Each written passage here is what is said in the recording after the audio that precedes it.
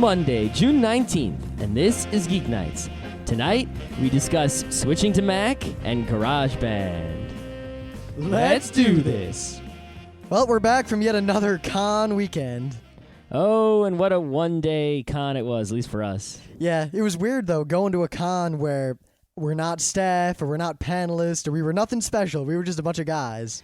Yeah, it's like I could tell that it was a good con and there was lots of happening stuff. Not maybe what I expected to be happening, but good stuff.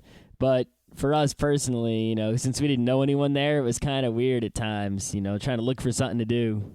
Yeah, I mean, usually when I go to a con, I'm either hanging around being security, or I'm hanging around with my giant crew making fun of punk kids or something. But here, it was just us and Katsu. Yep, well, we'll talk about that more on Wednesday. Yeah, when we actually cover it. Yep. Well, we noticed there's a lot of new listeners, so all this week we're going to do a 30-second little tiny bit at the beginning of the show to help all the new listeners out. Hello, New listeners. We figure most of you are from all the conventions we've been to lately. Yep. At least that's our guess. If anyone's here for some other weird reason, let us know. Yeah, let us know how you got here. Well, first off, I'm Scott. And I'm Rim. So don't get confused with who is who. Yeah, we had a listener once who was like, Rim, stop being so mean to Scott, which was kind of weird because usually it's the other way around. It goes both ways. Yeah. Second of all, we do 4 shows a week, Monday, Tuesday, Wednesday, Thursday. Monday is Science and Technology, that's today. Tuesday night is games of all sorts. Wednesday is anime, manga, and comics. And Thursday is crazy. Yeah, usually us yelling about things, ranting about things, raving sometimes. Yep, so if you are downloading the show manually and are not yet into the hip, cool podcasting subscription scene, we have 5 different feeds. One feed will get you every single episode we do. And there are separate feeds for each day, because a lot of people only want to listen to Tuesday or only want to listen to Thursday. Yeah, your best bet is either look for them, whatever pod-catching thing you use or podcast directory, or just go to our website. They're all listed. Yeah, I'm not going to give you a tutorial on how to do this because you can just search on Google for podcasting how-tos, and it will tell you everything you need to know. iTunes is probably the easiest way. And, of course, if you go to the website, we have forums, we have a Frapper map.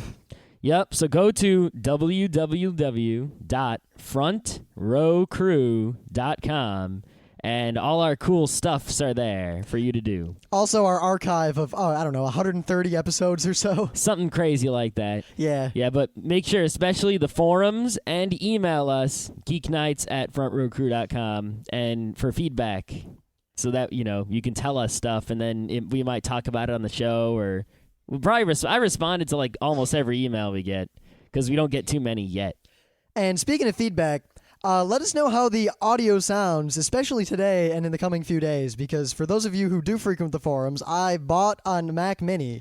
And that's what we're going to talk about today, so hold off. Yep, but I'll say right now that we're currently using GarageBand for the first time to record a podcast, as opposed to our previous Linux box running Resound, Audacity, Lame, and ID3V2. Mm-hmm. And I have a lot to say about that. Well, we'll say that all soon. Yep. First, I want to talk about something that happened recently in the forum that not everyone might be aware of. Yep, which I find this kind of hilarious. I find it also hilarious. So apparently, let's start at the beginning. There's a guy named Thade who has a podcast that I was on once, and he's in our forum, and he likes our show. Yep. His show's okay. Haha. Lol. Elmo. Elmo. And he posted a thing in our forum saying, "This other podcast is #1 on Libsyn, and you're better than them. What the hell?" Now, part of that is that we've, until just now, never advertised Geeknights. Never. We've spread only through word of mouth, and we're gearing up over these next many weeks toward Otakon, which is our, I guess, big coming out. That's going to be our huge, crazy live show in Baltimore, Maryland, at the biggest anime con. We're going to do some real big promotion real soon, so we're going to get, hopefully, a crap ton of listeners coming in. Even though we see y'all kind of trickling in now. Yep. So that means it must be working. But anyway, a lot of our current listeners are always yelling at us to get more listeners, or why don't you advertise, and how come people don't talk about you everywhere? I wonder. But the point is that that other podcast is called The Moon Masters, which I listened to one episode, well, part of an episode, and it's just two guys talking about nothing. Like, we're two guys talking about stuff, geeky stuff. They're two guys talking about nothing. So it's about the Seinfeld of podcasting? I guess. I don't even know. Yeah, I haven't listened to it. I have no opinion either way. Yep, and basically, they got to number one on Libsyn by cheating, and they freely admit this. They did some sort of FARC image thing. It's a good way to cheat. I really give them props. Yep. I looked at what they did, and that was clever. Yep, and Libsyn found out and stopped them and whatever. So, first of all, they didn't even beat us on, well, they might. We have no idea where we are on Libsyn. Yeah. We're probably way down low because we don't use all that Libsyn stuff. Yeah, Libsyn's always yelling at me to, hey, update your RSS blah, blah, blah, but we don't use any of their features except their file storage. Yep. And we never plan to. No, we don't. So apparently, like, someone on our forum was on their forum also and pointed to the thing where the Thade guy said that we were better. And then their forum exploded. And their forum exploded a little tiny. It wasn't a big explosion. It was a little tiny explosion. It was a podcastosphere explosion. Yeah, and then I went over there and I was like, I never listened to your show. And, well, I listen to it now, but at the time I hadn't listened to the show. And I'm like, we don't necessarily hate you, whatever. Then they're like, yeah, we suck. So they admitted that their podcast sucks. And then they were like, we should have a war. Yeah. I'm like, all right. I guess we'll fire an opening salvo. You suck. The Moon Masters is the worst podcast this side of the universe. It's two schmucks with bad audio quality. I heard. I can't say where I heard this. It might just be a rumor, but I heard that the two Moon Masters can't get it up. And that they killed their parents. Really? Yeah. I heard that since they live on the West Coast, everything is smaller over there. Okay. I feel like Shock Radio right now. Awesome. Yeah. Let's do some news action. Yeah. All right. So actually, we've been talking not really as news, but just as asides very often about HD, DVD, and Blu-ray. And anyone who's listened for a while knows our opinions on those two bits of technology. But very recently, Blu-ray finally debuted in the point that now there are players available and people have watched Blu-ray movies. Holy crap. And the general response was underwhelming. Well, the response to HD DVD was, hey, they basically gave me a Linux computer. It has a DVD-ROM which plays these things. It takes forever to start up and forever to load, but once it does, you get a really good-looking movie. So what is the Blu-ray response? Similar?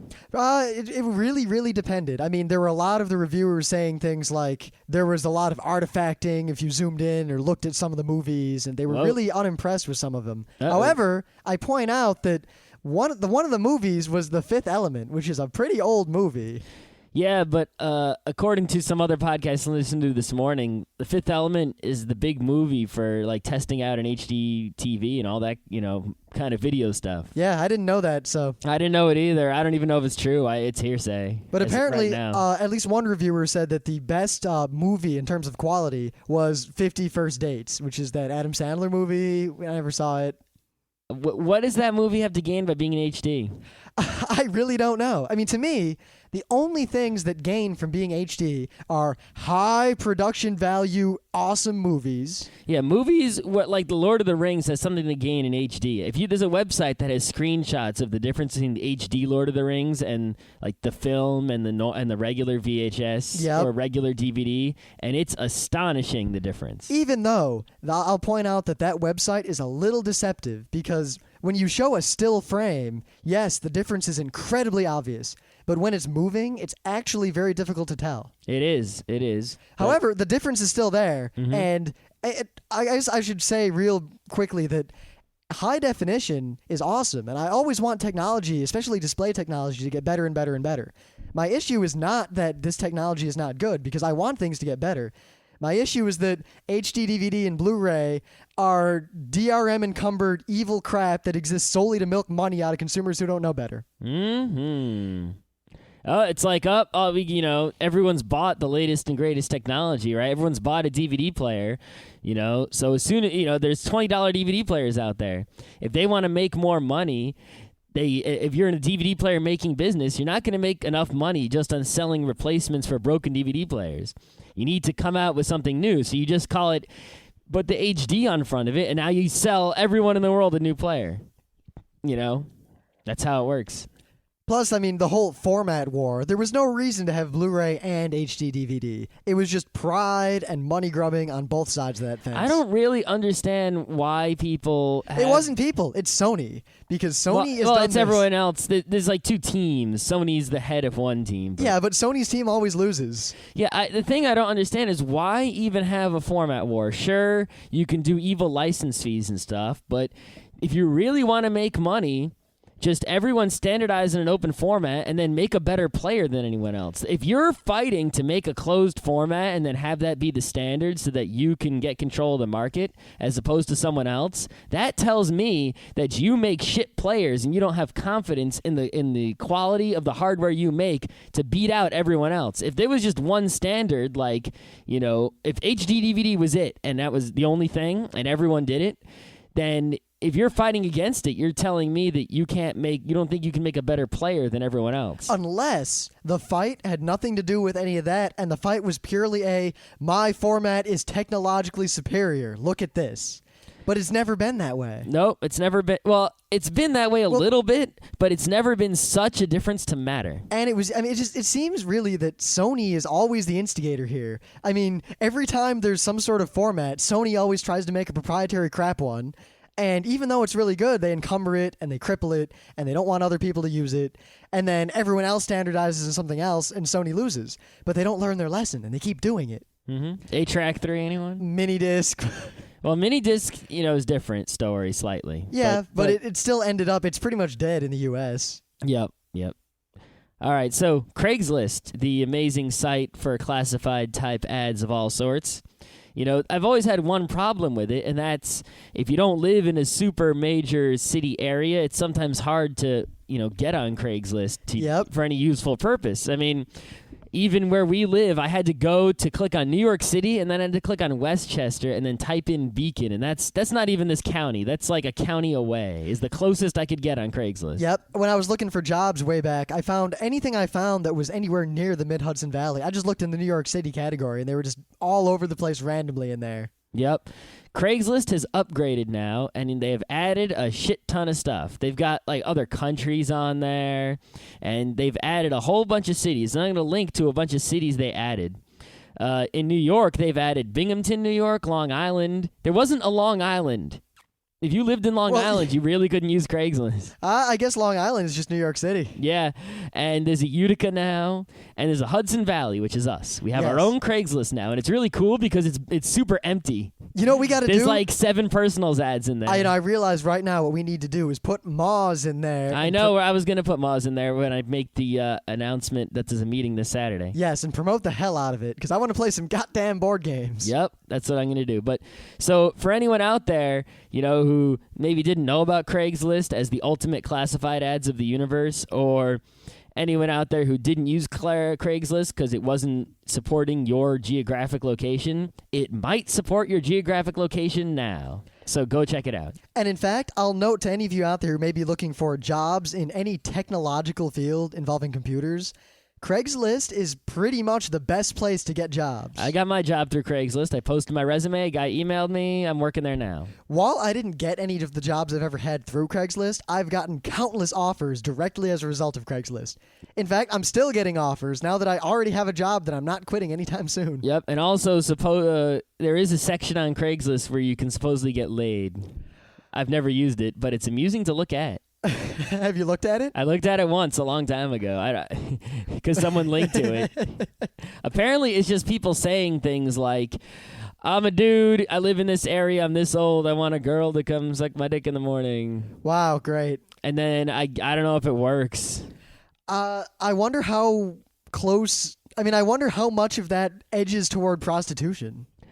I think it's consenting, non-paying adult encounter. I think it's called the casual encounters section. Oh, yeah, but I just have this feeling that regardless of what actually is going on, because it's generally my opinion that any number of consenting adults can do whatever they want to each other. I agree. But I see the government, particularly certain elements of the government and or busybodies in local communities, once they discover this, coming down like a sack full of hammers. It's been there for a long time, and I guess Craig has his ass covered because no one's done anything about it. You have to be like over 18 to go in and even look at it. I just think the Luddites don't know about it yet. Maybe. Quite frankly, because I have a feeling that if this was well known outside of the internet world, that there would be uptight biddies with their panties in a knot over it. I'd imagine so, but hey, maybe I'll go search to see if anything happened about it in the past.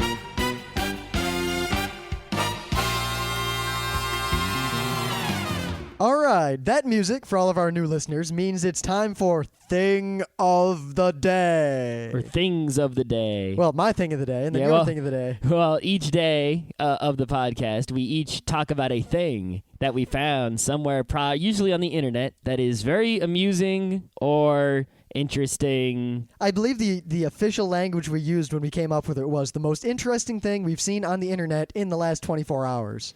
Well, some of these aren't from the last 24 hours. I remember we did a few retro things of the day. Shh.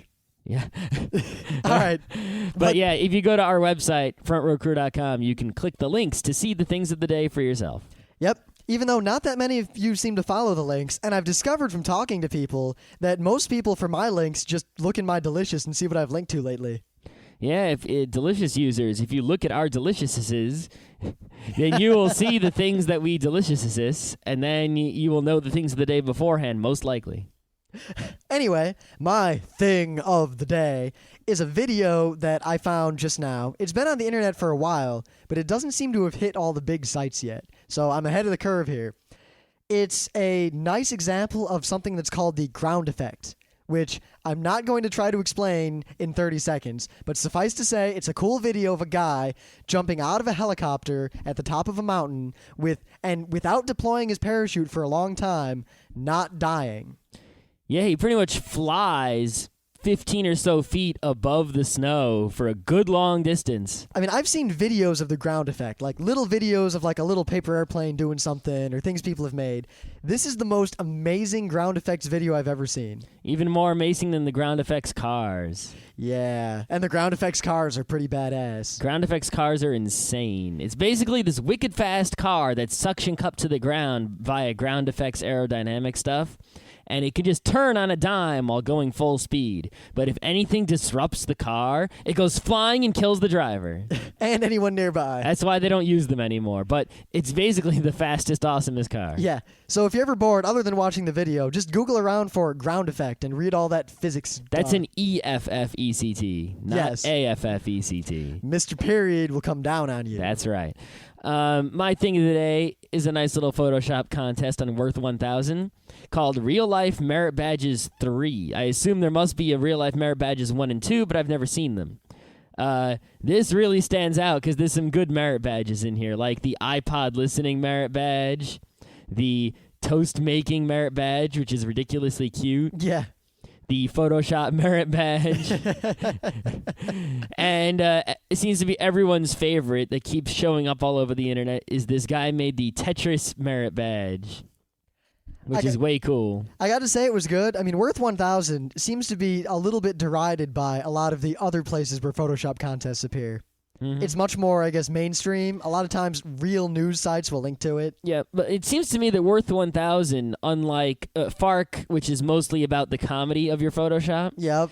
Worth 1000, it seems to be people priding themselves on not only the cleverness and comedy of their Photoshops, but the quality of their Photoshop skills. Yes, I mean, it's more heavily moderated and chosen than I'd say Photoshop Fridays are. Yeah, but these guys will say stuff like, please click and see the uncompressed version of my Photoshop. Compression kills the image quality. And it's like, all right, I don't really care about your Photoshop skills. I just care if it's funny. And this is pretty amusing.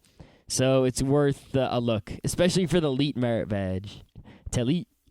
But anyway, today, as we said in the beginning, we're going to be talking about me, a longtime Windows and primarily Linux user, who very recently switched to a Mac Mini. Well, you didn't switch, you got one. Well, I switched because my Linux box is real old and real slow. All right, well, let's give some backstory here. All right, now I'll point out that this is mostly Scott's doing. All right, then I'll give the backstory. All right. So, the backstory is this.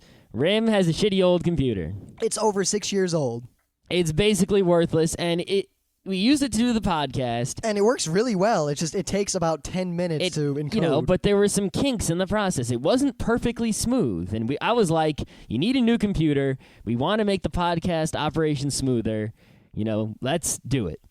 And I figured after a long time of thinking, hey, we can get those, look at what Rim does with his computer. He browses the web. He does IM. He does the podcast. I do mostly audio. He does a lot of audio. He, he likes to play games, but because the new Intel Macs can boot camp, he can do that. Yep, it can't. I mean, the Mac Minis can't play Half-Life 2 at all. But Nope. they can play Half-Life. Well, that's just because you bought the non-dual core. Or no, whatever. even the dual core really Well, can't. that's because so the well. video card is poopy in the Mini. Yeah, but I'd have to get a MacBook Pro or something, but that's a whole well, other... no, a regular MacBook should do it, or maybe an iMac would do it. Apparently, even the MacBook Pro gets okay performance. All right. Anyway, the point is that after thinking about it, I realized, hey, the Mac does everything that Rim needs. So cue Scott starting a massive, concerted campaign to convince me to buy a Mac. He got the whole forum against me. He calls my girlfriend. I didn't call her, but she kind of offered her services. I was attacked from every front to buy a Mac, and I was kind of leaning... Oh, the other reason was that Rim doesn't have an MP3 player, and now he has a commute in the car. Yep. So, the thing is, should he get the iPod or not? And the iPod really only fully works beautifully when combined with iTunes, but it is a beautiful combination when it works. Yes, it is. I mean, I want to do a separate show just about MP3 players. iPod plus iTunes? Yeah. Because really, if you get a non-iPod MP3 player or use a non-iTunes podcatcher player syncer program, it is not as smooth no matter what you do. iTunes and iPod are real slick, and despite all of the other things I may say about Apple in these next 40 minutes or so, iTunes and iPod, slick. Yes, but besides that, because you can do that with Windows, we mostly bought this Mac for the podcasting. Yep, meaning GarageBand, the integrated sound card, all the fun Mac stuff, the fact that it's real fast. I mean, this thing is many times faster than my current And it's computer. only the Core Solo, right? It's only the Core Solo, which is still much faster than Oh my yeah, I current guess you computer. forgot to say that after much campaigning, Rim went to the store and bought a $600 Mac Mini In fact, I just... and an iPod Nano. Yes, and a bit to put it in my car. I just drove to White Plains from my work, bought a Mac Mini over lunch, drove back to my work, and then I sat there at my work for the rest of the day doing work with this Mac Mini and an iPod and everything sitting there next to me. I can't do that on the day when the Wii comes out. I'm not going to work. So- no chance. So I sit there and I keep looking at it and fiddling with it. And finally, my boss guy, he's sitting there and he looks and he says, "What's that? Did you go buy a Mac over lunch?" And I'm like, yeah, I did. Let me see. And then everyone came around. I had to open it and show it to everyone. And I didn't do any more work. you They were know what that tells impressed. you? You should just buy something every day. Yeah, that's a great use of all my credit. It is. And then you never have to do any work. They just keep paying you to buy new things and showing it to them every day. Come one day, roll an HDTV in there. Honestly, this is the most non-technical job I've ever had. Yeah. Anyway, so we got the Mac. And I bought it, I installed it, I plugged it in, and I was real impressed with it. It's real shiny, it's real simple and quick. The only thing, now remember, this is all from my cursory, the first few days of using it. I mean, I still was doing the podcast in Linux because that was all set up, and I could knock out podcasts without even blinking. I have everything set up so perfectly. So on the Mac, I fiddled with it bit by bit, but I didn't get to fully use it until yesterday. Well, Sunday really. Sunday was and Saturday a bit. I didn't have any time, podcast, work, all the other stuff we do. But my initial impression was great, and everyone I talked to, I told them how wonderful it was, and I loved my little Mac. The only problem I had of everything I did was that Mac mouse drivers are terrible. absolutely terrible. It was almost a deal breaker. Yeah, it's like I knew that Macs had a mouse problem, but it had slipped my mind, honestly, when I was, like if I would have remembered it, I would have listed it in my list of reasons Rim should get a Mac. I would have put one reason not to get a Mac. Rim will hate the mouse. Now, the thing is, I'd used a lot of Macs before. I mean, Emily has a Mac, Yuko has a Mac, Nuri has a Mac. Almost a lot of people we know have Macs. Yep. And most of them have the Mac mouse, that funny, cool-looking thing with one button. Yep. And whenever I use their computers, the mouse always felt really, really crappy, just really not accurate and whooshy. Yep. See, I didn't realize that you thought it was the actual physical mouse causing the problem. I thought it was the mouse itself. I knew that it was the operating system, and I could have told you. I thought that if I plugged my awesome Logitech mouse in, it would work great. Nope. I could have told you that. It was terrible. I guess you had to find out on your own because I forgot. So then I thought, Logitech makes OS X drivers. I'll just install it. Logitech's OS X driver doesn't do dick. Really? It doesn't. All it does is let you configure the buttons on your mouse. That's it. I guess that would be handy for my mouse, which has 12 buttons. Yeah. But for your mouse, which is a normal 2-button and a click wheel, it doesn't do anything. I mean, I've set the mouse sensitivity on the Mac as high as it'll go, and it's not even a quarter of what I want it to be. Yeah. For anyone who doesn't realize, we set mouse sensitivities way up. Like, let me put it this way. In my old Windows box, right? I hacked the registry to set the absolute maximum sensitivity Windows will allow in that numeric field. Yeah, for anyone who doesn't know what mouse sensitivity is, just in case, you can go into whatever operating system you run. It doesn't matter. You can change your mouse motion speed or sensitivity.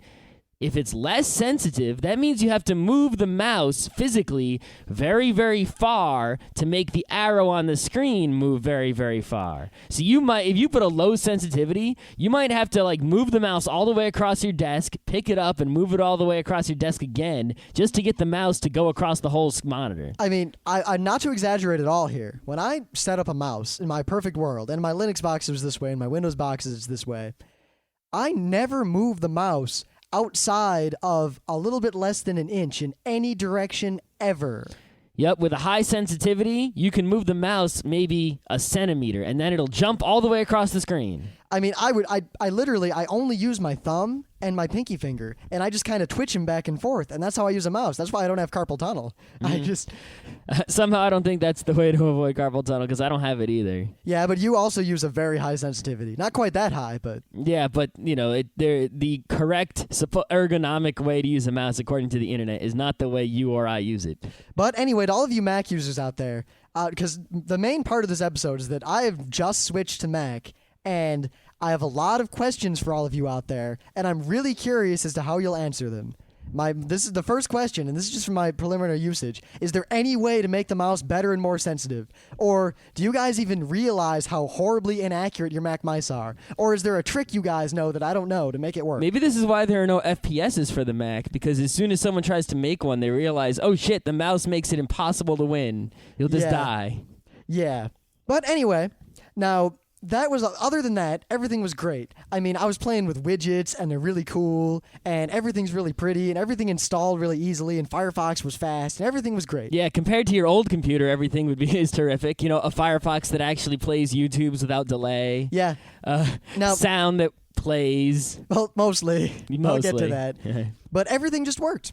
So I told everyone, Macs are great. I'm really happy with this. And I fiddled with GarageBand a little bit, but it wasn't until Sunday when I sat down for 5 hours and tried to do all the real stuff that I do on my computer. I started installing the weird stuff I use. I started actually trying to use GarageBand to make podcasts and audio. I tried using the sequencer. I tried installing codecs and weird things. I tried fiddling with everything. And before I continue, I would like to say right now that this isn't a case of something that a lot of people accuse us of often, of trying something out, looking for anything bad in order to have a reason to not like it, or looking for all the faults. I really, really want to like this Mac. I really, really want to be a Mac user and do this, but I have a lot of issues with OS X and Apple in general, and they have come out in my use of this Mac, and I implore any Mac users out there, if you have any answers or any solutions to all of the things I bring up, I am more than happy to listen. because I have until next Tuesday to return this thing. And as much as it pains me, I am leaning, I'd say about 20% toward just returning it and being done with this. Yeah, it looks like right now we're either going to return it and get the money back, which actually costs $60. Yeah, which saves me because for the money $540. with $540, I could build a badass PC. Yep, and use Ubuntu. Well, actually, I'll probably use Gen 2. Anyway, or we can delegate it to being the living room PC, and I'll just buy half of it from RIM so it's fair. Yep, which actually isn't that bad of an idea because it seems to work really well in that sense. Yeah, as long as we can get it to play all the video codecs we want it to play, it'll be a good living room PC as opposed to a podcast PC. But Plus, it also will have a use, for going on trips because it's small. Yep, and in trips, doing live shows at conventions. And when our Apple friends come over, they'll have a way to interface with us. Yep. All right. So, I also want to say that a lot of the problems RIM is going to complain about, I didn't know them beforehand. Yes, to Scott's credit, when he convinced me to buy a Mac, everything he said sounded great, and I had no reason to disagree with him. Yeah, and many of the things I said I knew for a fact, but a couple of the things I said were based on the widely shared opinion of many Mac users, and I had no reason to disbelieve them. And usually I don't trust other people's opinions. If someone else gives an opinion, I said, I don't care what you think, I'm going to go find out for myself. But I trusted, that everyone was saying, oh, GarageBand is the greatest thing for podcasting, and why wouldn't it be? It's the only software in the universe. Apple pretty much invented podcasting, not technically, that Weiner guy did, but yeah.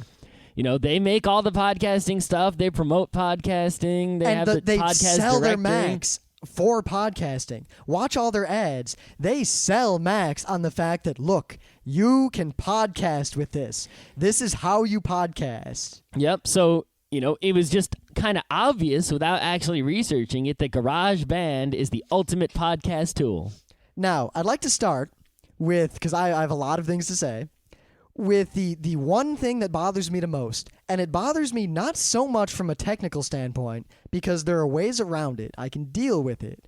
It bothers me because this isn't the kind of behavior I would expect from Apple. I expect this from Sony. I expect this from Microsoft. But Apple has proven to me that in many ways they're no better, and they're trying to lock you into proprietary crap formats just like everyone else is. In fact, I would say they're worse. People had always complained about, they'll protest in front of Apple stores about iTunes DRM. And I'm like, yeah, protest that iTunes DRM. I don't buy anything from the iTunes Music Store.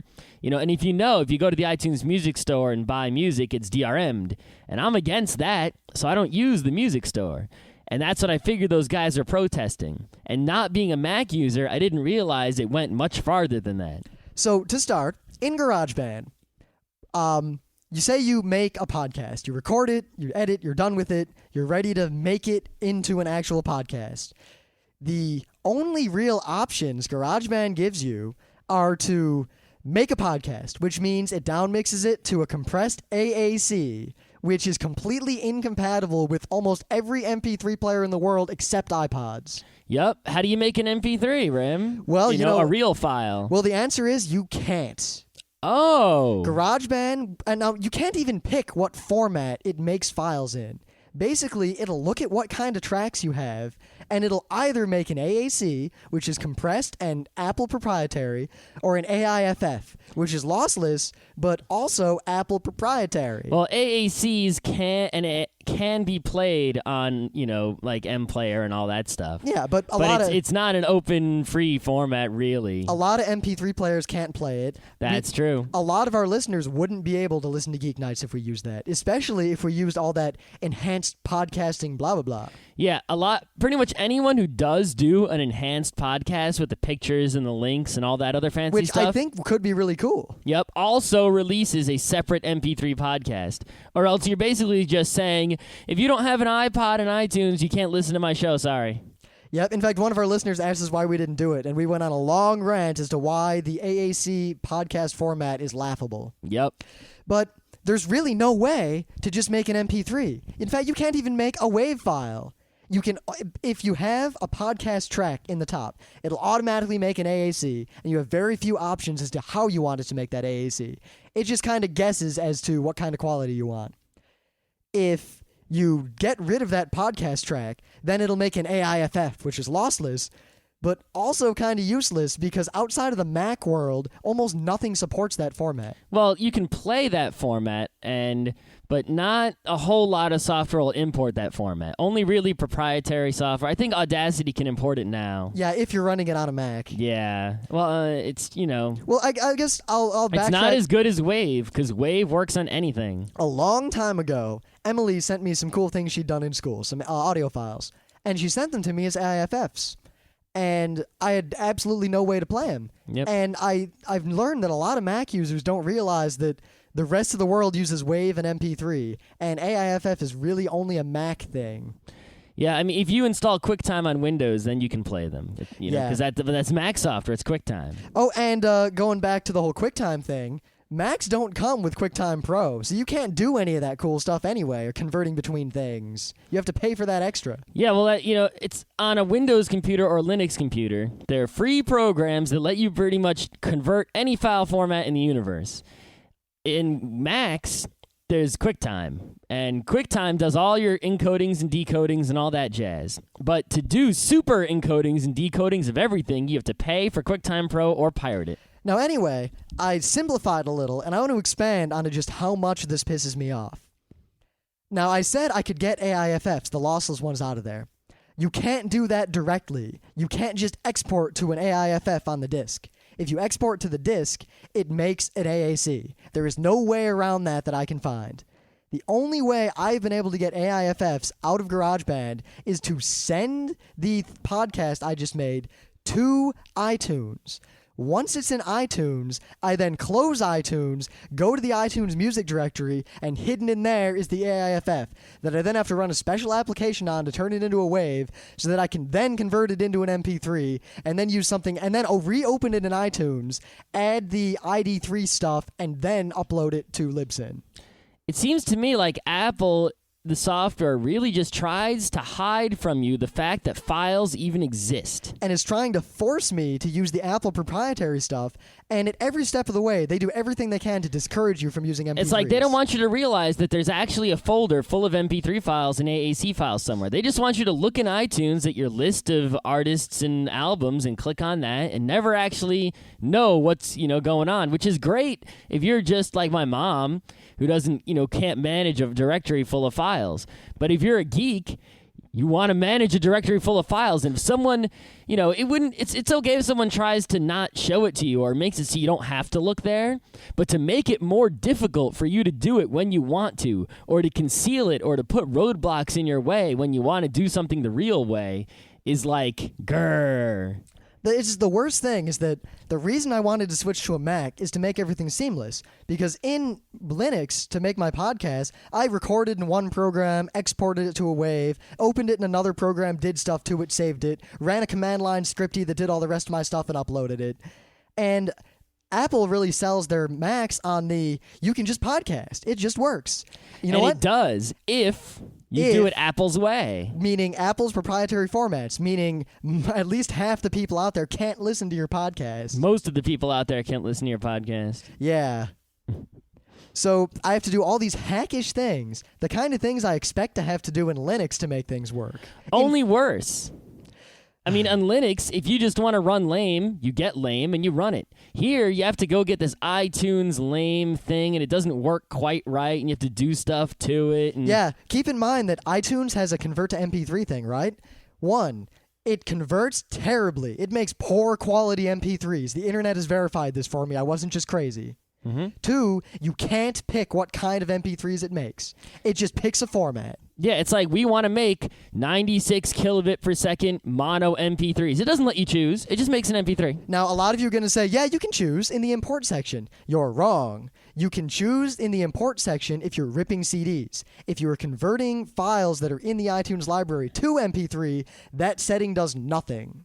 Mm-hmm. All right, so I have to do all these hacks to get an MP3. It takes longer for me to do the podcast than it does in Linux because I have to do all this extra stuff. All right, fine. But theoretically, The interface of GarageBand and the awesome that is GarageBand should more than make up for that. I mean, GarageBand has all that special stuff in it. I submit to you that GarageBand's interface is terrible. I've been using it for many hours. In fact, I've been using it for a couple days now, trying to learn it, trying to use it, trying to make it do what I want to do. And over time, I figured out how to make it do things, but everything's just so counterintuitive and completely different from all the normal audio editing programs I've used in my entire life. Well, I think part of it is that GarageBand is made for music composition and sequencing. It's really not what you want for a podcast. Yes, it is. They bill it as a podcast program. They do. But for podcasting, what you really want is a wave editor because you're dealing with a lot of waves. Yep. Well, in fact, I could do a whole thing, and we should probably do a show on this, but to do a podcast, you need a wave editor and a sequencer. You basically need these two things to do your podcast. And GarageBand is an okay sequencer mixed with an absolutely, I'm sorry to say this, piss-poor wave editor. It's not just piss poor, it's worse than Audacity, which is free. Even after practicing and practicing, I can whip together and edit a podcast in about an eighth the time on Linux than it takes me to do it. In fact, I still can't do it effectively in GarageBand. In like a simple thing, say I have a huge, hour-long MP3, and Scott has a cold, let's say, or I have a cold, and I coughed a bunch of times, like 10 times throughout the podcast. In Linux, while I'm recording, anytime something happens that I'm going to have to edit out later, because we really don't edit much, and in fact, the show we're doing right now, we're not going to edit at all. Because it's too much of a pain in the ass in GarageBand. It's so hard to edit things in GarageBand. See, a lot of podcasters have come to us and said, how the hell do you do 4 episodes a night, an hour long? That's just crazy. And now I'm beginning to realize, and also a lot of other podcasts seem to play music like as they record, as if they were doing a real radio show where you have to, do things in real time. And we tend to do everything in post-production. We add our music in later. We add all the, we don't play the music while we're talking, but other podcasts seem to do that. And now I realize why. Because they're using GarageBand and we're not. And editing things in GarageBand is just this tedious process. I have to click like twice as many times to make anything happen. And the worst thing about it is that everything's contextual. So the context of what I'm doing will change, but I won't notice it, and suddenly something doesn't work. Like, if you click in a certain area of the screen, now this one thing won't work. But if you click in this other area, now it works, because you're not supposed to use that thing if you're in one context, but you're supposed to use another context. Or if you drag a file into the loop thing, it'll make a loop, unless you're in this context, and then it doesn't make a loop. Or if the file you want to make the loop out of, this is the thing that really got me just now. There's a limit to how big a loop can be. So if you try to make a loop out of a file bigger than that limit, it just doesn't work. It doesn't give you an error. It doesn't say, hey, this is too long. It doesn't do anything. It just doesn't work and doesn't tell you why. I saw him. He dragged the loop into this area. I read the documentation. It said, if you want to add a new loop, drag the file into this area. He dragged it into that area. It turned into an X and floated back to where it came from. It didn't tell you shit. It's trying to make it so easy for idiots who will be scared of an error message. With Apple's interface guidelines, don't make error messages show up because they scare stupid users, that it makes it impossible for someone who knows what they're doing to figure out what the fuck is going wrong. It just frustrates the hell out of you and you want to destroy everyone. You know what I did? I sat there dragging different waves because I had this whole directory of wave files from all the, sound effects from the podcast from before in the Linux box that I copied over. And some would work and some wouldn't. And over the course of experimentation, I figured out that, it just won't accept files that are longer than X. Huh? I shouldn't have to do that. It should just tell me, or there should be a document or something. Yeah, and even if I tried searching on Google and Apple's website, oh my God. All it says there is, if you want to add a loop, drag it into the thing. That's the only documentation you can get is the stuff for idiots. There's no specific, they've set all these defaults all over the place because there's a school of user interface design, which is actually pretty smart, that says, in any part of your application, you can choose between giving the user an option or setting an intelligent default. And it's usually better to set an intelligent default because it's more user-friendly. It takes power away from the user, but it makes everything easier. And if your default is intelligent, it won't matter. A good example is, I can't think of what? Lame. a lot of lame implementations, by default, will just make a good MP3. Yep, there you go. If you type lame space and then the MP3, by default, it makes a pretty good MP3. You can do stuff to make it better. You could do stuff to make it worse. But by default, it makes a good one. Apple seems to say, we're not going to allow you to make it better or worse. We're just going to give you the intelligent default, which would be fine. But nowhere does it tell you what the intelligent defaults are. You can't figure this shit out. There's no detailed documentation. It's all idiot documentation. It's worse than a dummy's book. I mean, literally, I really hate to sound so down on Apple, but I ran into trouble. Like, a thing wouldn't work. So I'd go to Apple's website and look for some documentation because there's no good documentation built into the computer.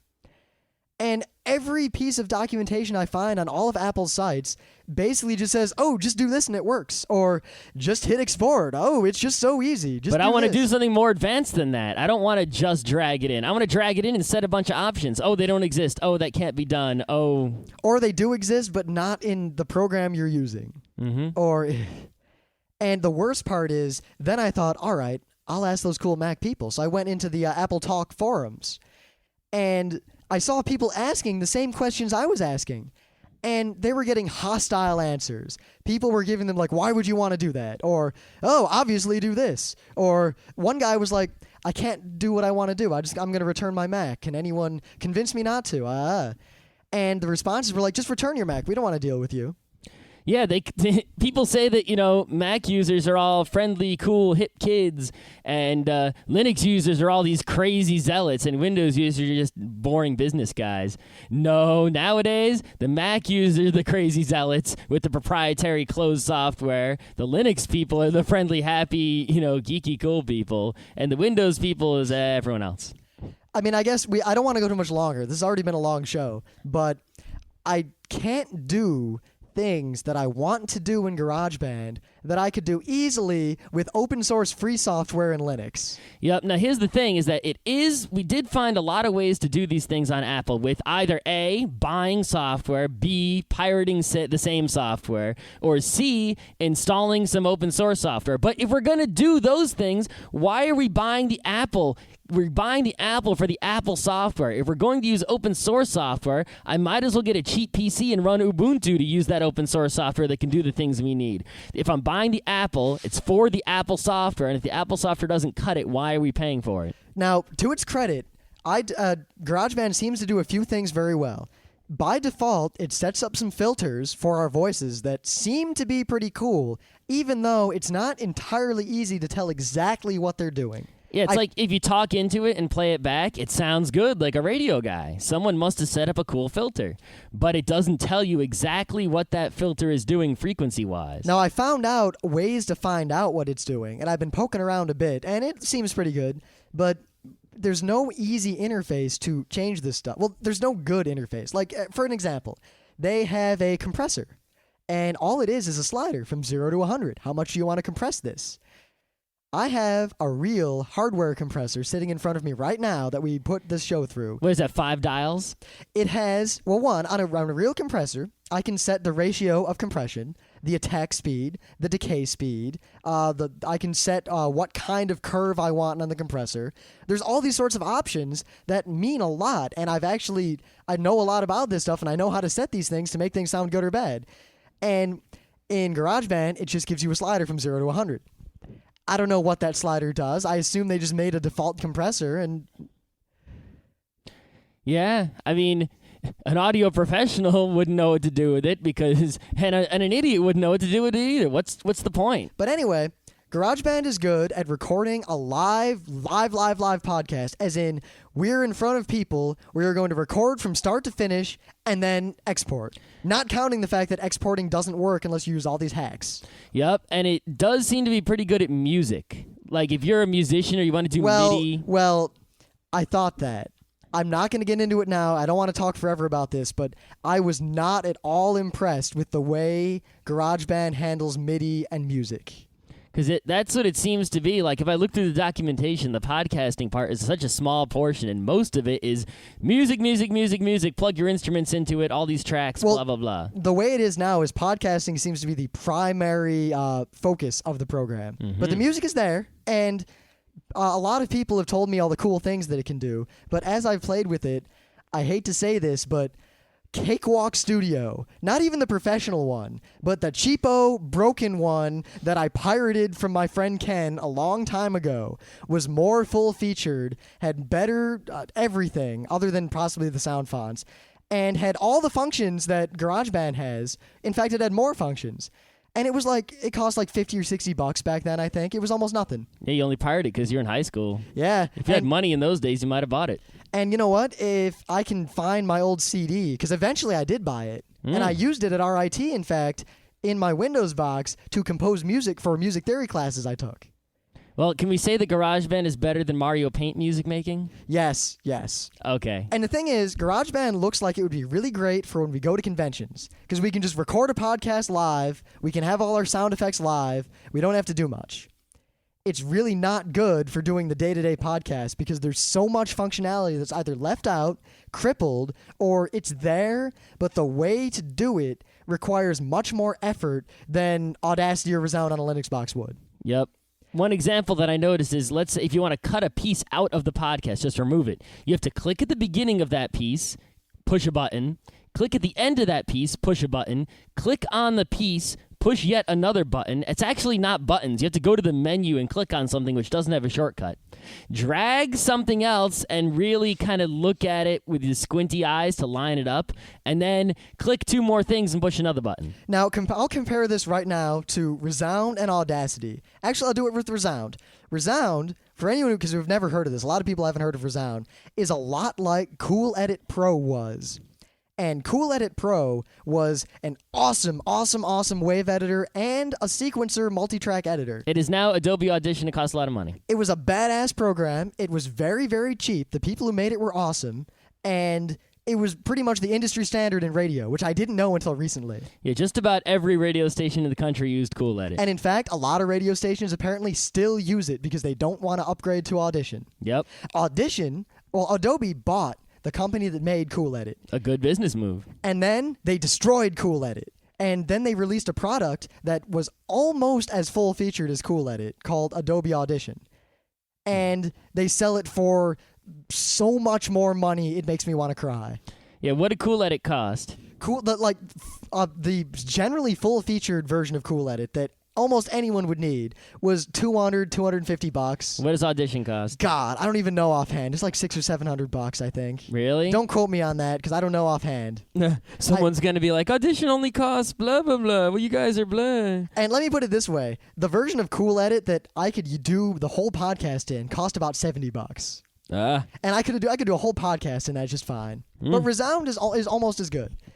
And in Resound, if I want to delete a section of a podcast, I literally go click, click, delete. If I right-click on one side, I left-click on the other side, I've made my bounds, it automatically pegs the bounds to the borders in my wave. So it'll see if I click real close to the edge of me talking, it'll go right at the end of the talking before the noise gate clips in. Mm-hmm. And it just works. It automatically mixes a little bit between the two. It does everything for me, which is the kind of stuff I expected the Apple to do. But the Mac doesn't do it. The open source crap program that actually has a bunch of bugs in it does it better. Yeah, we tried to, get something new and spend some money, $600 of money, to not have to live with these tiny little annoying bugs that were all over our open source program. Little do we know, we were trading little tiny bugs for giant fucking roadblocks. These bugs don't have to be here. There's no reason Apple has to prevent me from making WAV and MP3 files other than their own self-interest. Mm-hmm. And, all right, I don't want to go on about GarageBand anymore. If anyone has any tips on how to make GarageBand not terrible, let me know. Yeah, tell us how to not suck with GarageBand. I'm really asking for your advice because I'm hoping that I'm just missing something. Or that there's a... Yes, there is. I do have this 1% feeling because in the past, RIM has been subpar at figuring out how to use certain things. Well, let me. I at least say this. When I first used Resound, I said, oh, this is crap. It's like Cool Edit, but it doesn't work the same way, and I had trouble with it. But after an hour of using it, I'd figured out all the little differences, and aside from the little cosmetic differences, it was the same basic program, and I could do everything I needed. When I used Audacity, after about 5 minutes, I was the master. I could do anything in Audacity. Well, Audacity is a kind of a good interface, actually. Yeah, I prefer Resound's interface. Yeah? But then again, Resound's a wave editor, and Audacity is a multi-track editor. They're sequencer. They're two different things. Mm-hmm. but GarageBand is just not intuitive. I mean, Resound is intuitive. If you know about audio, fiddling with it for an hour, you'll know everything there is to know about using Resound. Okay. Adobe Audition 2.0 retail is $355 on Newegg. That's a lot of money for something I could buy for $70. Yep. That does basically the same thing. Mm-hmm. I mean, Adobe's added some stuff to it over the years, but I didn't need any of that. Yeah.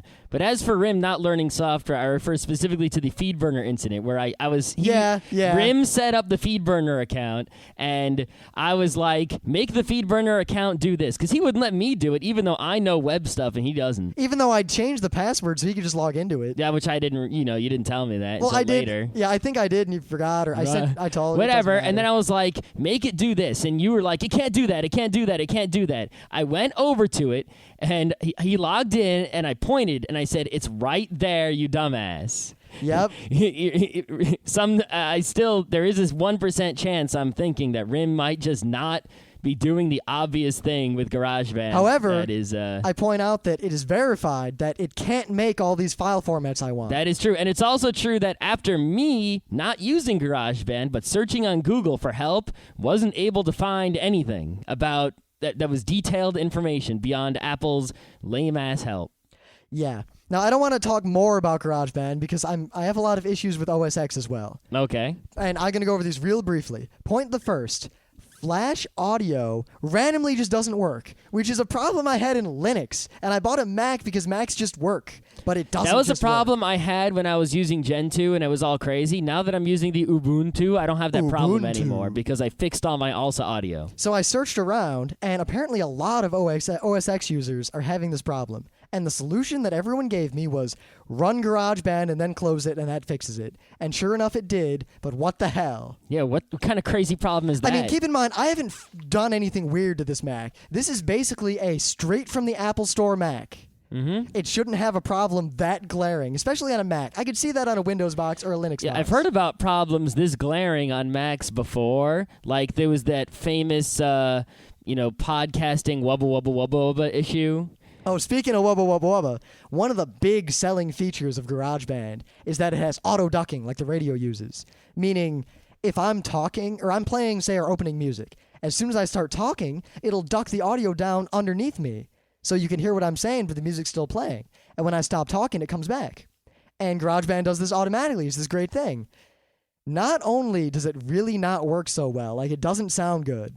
It sounds all right, but it's not great. You can't really customize it to make it sound better. Yeah, it's pretty much ducking or not ducking. Those are your choices. And even the Apple documentation has been updated recently to say that many people find that they don't like the sound of our auto ducking, and we recommend that you do it manually. So they realize from all the feedback they've gotten that it sucks. Now, see, this is the thing. If you want to wait for them to fix that, you're just going to be waiting and waiting and waiting. If you're using something open source, there would be a patch for that shit already. Unless it's Audacity with that WXGTK bug. That's right. Yeah, see, that's the thing is Linux bugs are crazy. It's like if you're using the NVIDIA driver with an Enforce 2 integrated graphics processor on this specific version of Ubuntu without dual-channel memory running in your computer, then you will get random freezing. It's crazy stuff like that. It's never something so obvious like this program has a bug that occurs all the time. Because people fix that shit right away. Yep, unless it's like an unsupported program or someone's like beta pet project. But yeah. You're not going to be running But all the stuff. major, the Firefoxes, the Audacities, the Ubuntus, the Gentus, the Linux kernel itself, all of those giant open source projects will never have an issue as big as the one with GarageBand's auto ducking, ever. All right. Now, to keep getting away from GarageBand, the biggest issue I've had in terms of the Mac itself. Now, the OS X is great, but I bought the low-end Mac Mini, the single core one. The Intel Core Solo. With 512 megabytes of RAM. Mm-hmm. It is massively faster than my Linux box. It encodes MP3s significantly slower than my Linux box. It mixes down to single track significantly slower than my Linux box. In general, it's slower than my Linux box. Even if the software for those specific tasks was really inefficiently written, even if the software for those tasks is PPC software that has to go through Rosetta, Half-Life 1 on Wine on Linux, which is essentially the equivalent of a Rosetta type of thing, is better. It's like, what the... I'm going to install Windows or Linux on this thing with Boot Camp just to see, but I have the sneaking suspicion that, well, I don't know, but it should be really fast if I do that. Yeah, because remember when Gabe from Penny Arcade, he did Boot Camp on his Mac to run World of Warcraft in Windows and Mac. And Mac to compare. I'm not editing that out. We can't edit that burp out. I can, but I'm not gonna. Because I can't put markers, GarageBand, in Audacity. Or not Resound. I could just click. I had a little Q button. So while we're recording, if Scott coughed, I could click and there'd be a little Q. And then that means that when we're done with the show, Rim can look at the show and there'll be these little red lines wherever he clicked. So he could just look and go straight to where the burps are because there's little red lines on all of them. Yep. Or I'll go in, why did I click there? Oh, because I coughed or my phone rang. Or all right, I got to go edit that out. Or we had a long pause because I dropped my microphone. We can remember where the spots that need editing because he put little flags next to all of them. There's really no way to do that in GarageBand. No way at all. The best I can do is drag pictures onto the special AAC podcast track.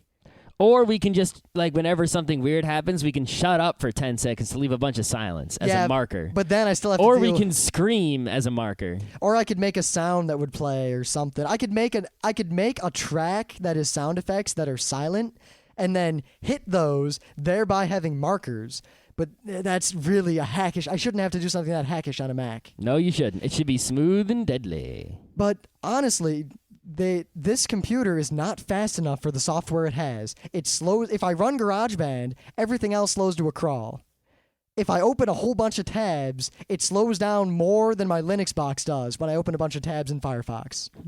Yeah, it's like the way they seem to be marketing these things is the Core Solo is sufficient. Get the Core Duo if you want to be wicked fast, crazy wicked fast. They didn't say, yeah, the Core Duo is pretty much what you need to go at a decent speed, and the Core Solo is just kind of if you're cheap. Yep, and after I looked around online, everyone said you have to have at least a gig of RAM or GarageBand is crap and everything's crap. And you know what?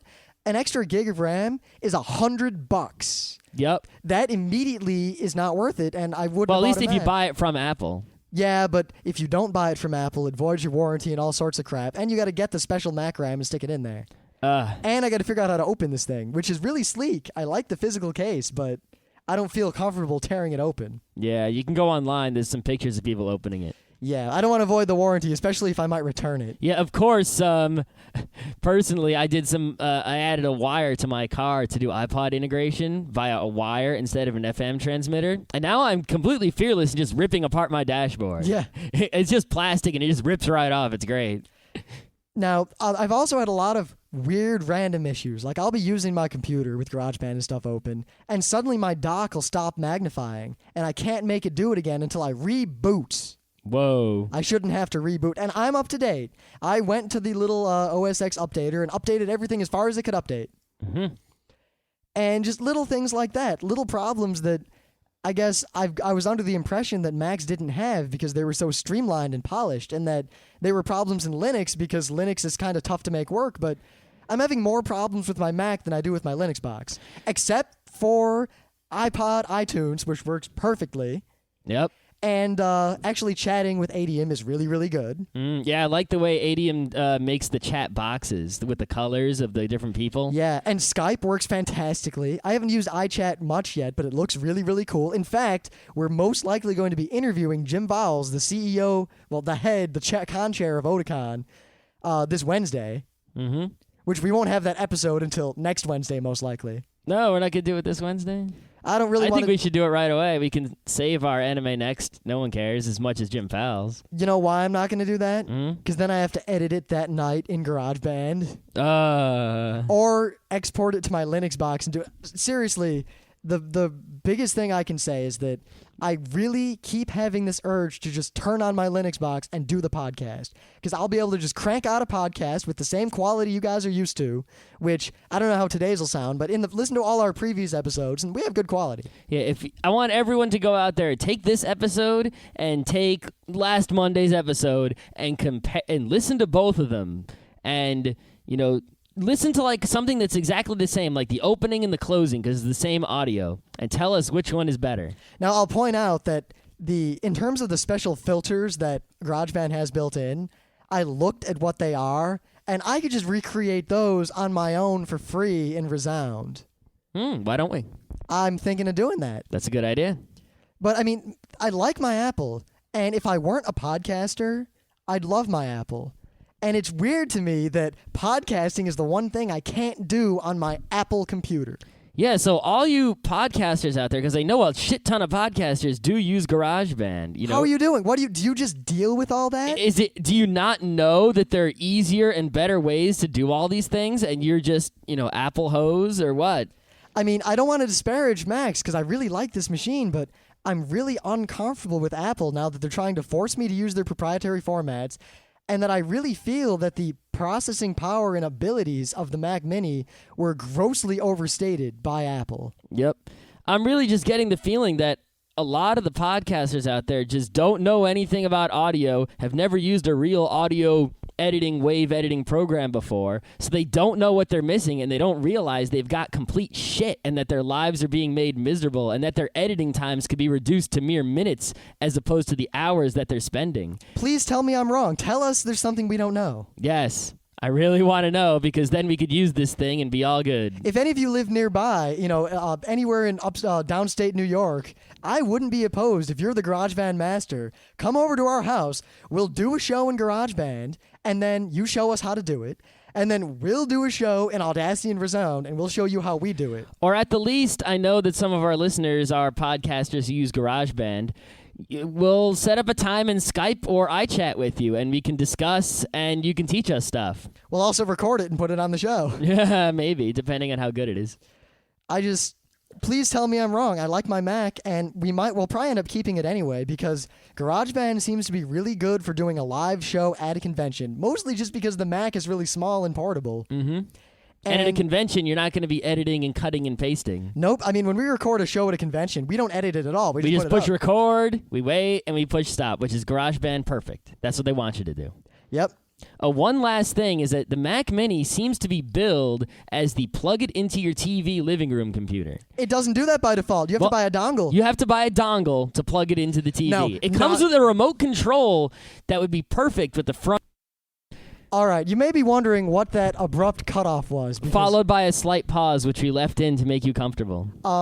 I pretty much just had it with Apple because GarageBand decided just then that because I was out of RAM, and I looked, it had used up all of my RAM. Absolutely, more than we had RAM than we had. It was swapping a little bit. It refused to continue recording. It just stopped. It didn't even give an error or a warning or a flashing red thing or anything. Don't people know how to write software these days? If I wrote a program to record lots and lots of audio, I would keep maybe the latest, I don't know, minute or two of audio in RAM and have all the old audio written to the disk or in the very while least, I'm recording. In the very least, just have a thing that says you can't record longer than this, or have a thing that says you're about to run out, or you can't record anymore, or warning, I'm not recording anymore. It just stopped. The only reason we noticed it is because I happened to look up at the computer and see that it had just stopped recording suddenly. If we hadn't looked at the Apple, we could have gone for a whole lot longer talking and none of it would have been recorded and we would have been pissed. Real pissed. Yeah, and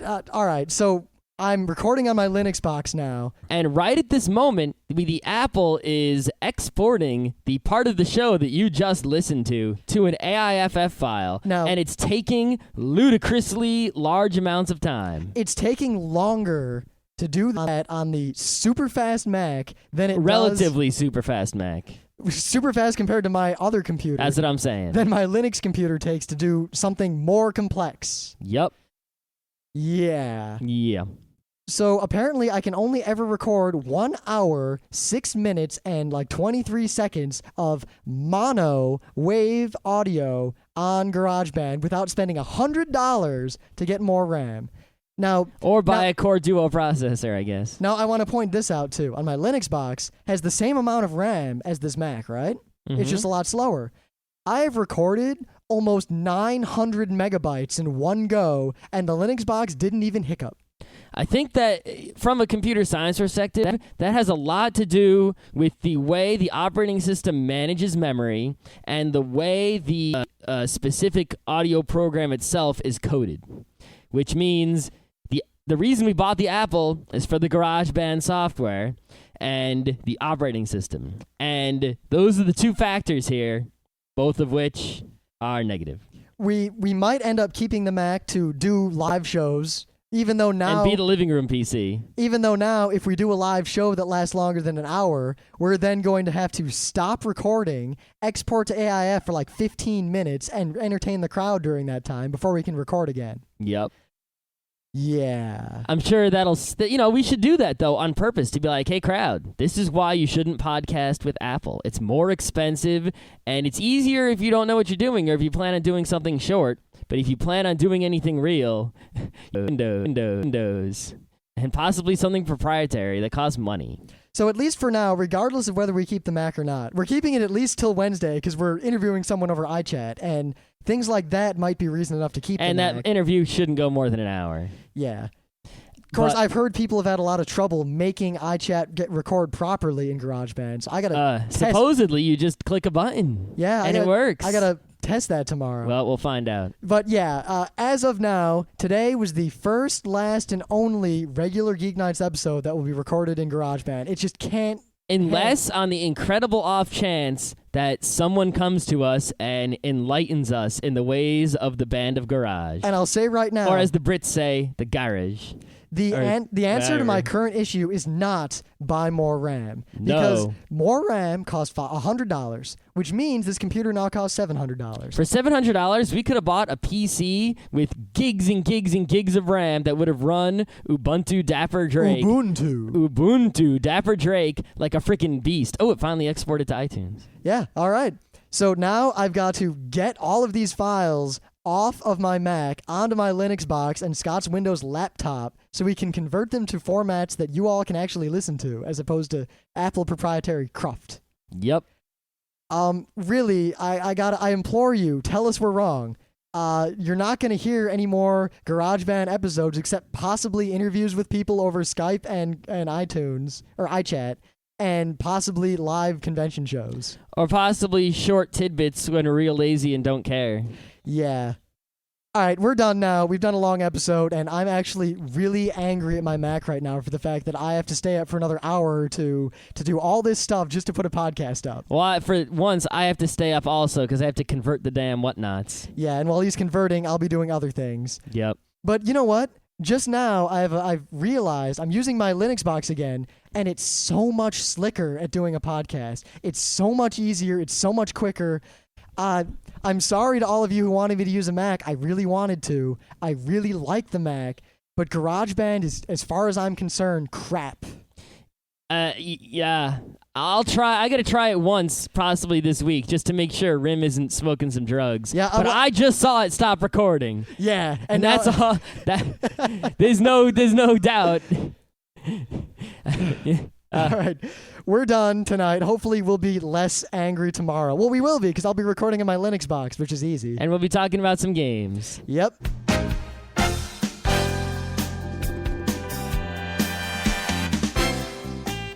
And that was Geeknights with Rim and Scott. Special thanks to DJ Pretzel for our opening theme.